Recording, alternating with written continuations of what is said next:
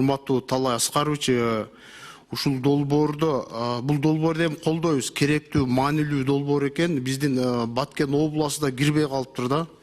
Баткен обласында да өтө бир зымдар, столбалардын эскилиги жеткен да. Ушу боюнчадан кичине айтып кетпейсизби? Баткен областында кандай жардамдар болот? Баткен боюнча бул өзгөчө биздин баягы развитие регион программага кирген. Ушул программанын өз каражаты менен азыр Баткен ПЭСтин баягы базасын жаңыртып атабыз, жаңы курулуштар. Ошондой эле аркы четтеги Сүлүктө РЭСтин базасы жаңырылып атат. Акылдуу эсептегичтерден айтып кетсек, мынакей буга чейин жаңы эле 20 000 счетчик берилип, 100% орнотулуп, уже связга чыгып, уже жакшылык иштер болуп атат. Андан тышкары былтыр жаңы 110 киловольт подстанция курулган, дагы ага кошумча 2-3 10 киловольттук аба чуаласы менен быйылкыга да дагы пландар бар. Биякта улуттук тармактын да жетекчилери бар, алар мындай подробно айтса, эме айтып кетсе деп болот да. Негизи чоң эле көңүл бурулуп атат Баткен районунда. Алтынбек Турусбекович, ошо боюнча маалымат берсеңиз, анан региондордо свет өчүрүү боюнча да маалымат берип кетсеңиз, эмне себептен өчүрүлүп атат? Саламатсыздарбы, урматтуу депутаттар, Кыргызстан улуттук электр тармактар ишканасынын башкы директору. Азыр жакшы маалыматтар айтылып өтүп кетти. Именно сиз суроо берген Баткен областы боюнча өзүңүзгө белгилүү болгондой 23-жылы дагы аябай чоң көлөмдөгү жумуштар жасалган. Баткен областында жаңы линияларды куруу боюнча, ошондон сырткары жаңы көмөк чордондорду куруу боюнча дагы 110 киловольттук чыңалууда дагы жаңы көмөк чордонду курганбыз. Ал жерде Баткен областында бизде 23-жылдан баштап өзгөчө көз караш менен карап атабыз. Бул баягы статус алган күндөн баштап. Быйылкы жылга дагы азыр Талай Аскарович айтып өтүп кеткендей, акылдуу эсептегичтер боюнча 18 000 20 000га жакын счетчиктер коюлду толугу менен. Андан сырткары здания куруу боюнча дагы өзүңүздөргө белгилүү болгондой бизде Баткен областында Баткен ПЭСибиз жаңы түзүлгөн ПЭС. Ошондуктан 23-24 жылга аябай чоң бир здание түзүлүп атат, стандарттын здание коюлуп атат, аерде бир суммасы бир 200 миллионго жакын болуп атат. Рахмат. Анан урматтуу Талай Аскарович, бир опора бетонный столба дейбиз го.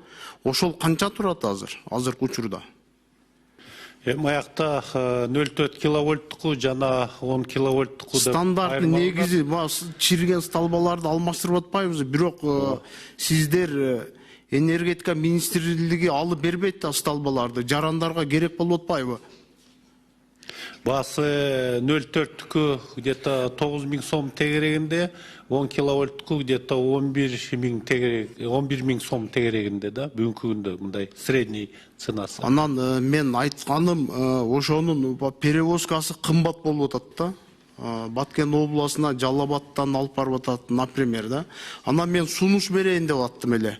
Ар бир райондогу РЭСтерге сиздер ушуну тактап бир районду пилоттук программада ишке ашырсаңыздар, ушу бетонный опора кура турган ишкана курсаңыздар, бир райондон баштасаңыздар. Себеби ошол, например, Кадамжай районунан баштасаңыздар, мен да көмөк көрсөтөм. Ошол РЭСтин эле ичине бетонный опора чыгара турган аппаратты алып туруп эле ошо РЭС өзү бир штат түзөбү, ошол бетонный опораларды жасап чыгара турган болсо, бул себестоимость аз эле болот экен. Себеби кошуна мамлекет Өзбекстанда бар экен да, ар бир райондо ошо РЭСтер өздөрү бетонный опора чыгарышат экен. Анан бул себестоимость аз болот экен да, арзан баада болот экен. Ошол эле учурда кайсы айыл өкмөткө керек болсо келип заказ берип акчасын төлөсө, сиздер чыгарып берсеңиздер жакшы болот. Ушуну ишке ашырсаңыздар жакшы болот эле. Ушу боюнча маалымат бересизби? Эми технологиясы менен бүт өзүнүн жанакындай маселелерин чечип туруп чыгарыш керек да бул. Рыспек Исламович, туура айтасыз. Бул боюнча да жумуш жүрүп атат. Улуттук электр тармактар бир нече жылдан бери ушундай базаларды коюп келатат. Баткен жакта быйыл барбы планда? Бул цех опора иштеп чыгаруу боюнча цех боюнча жакшы маселени көтөрдүңүз. Бул боюнча бүгүнкү күндө бизде Жалал-Абад ПЭСте бар мындай цехибиз.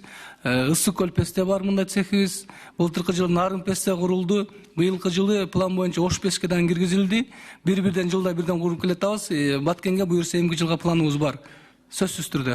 Эми ошол ар бир райондон чыгып турса айыл өкмөттөр заказ берет дагы керектүү жерлерге жеткирилет да элдин муктаждыгы жоюлат деген маанинде айтып атам да. Себеби алыс жерлерден алып келген уже столбаны басып асмандын башына чыгып кетип атат да. Ушу боюнча катуу иштесеңиздер рахмат.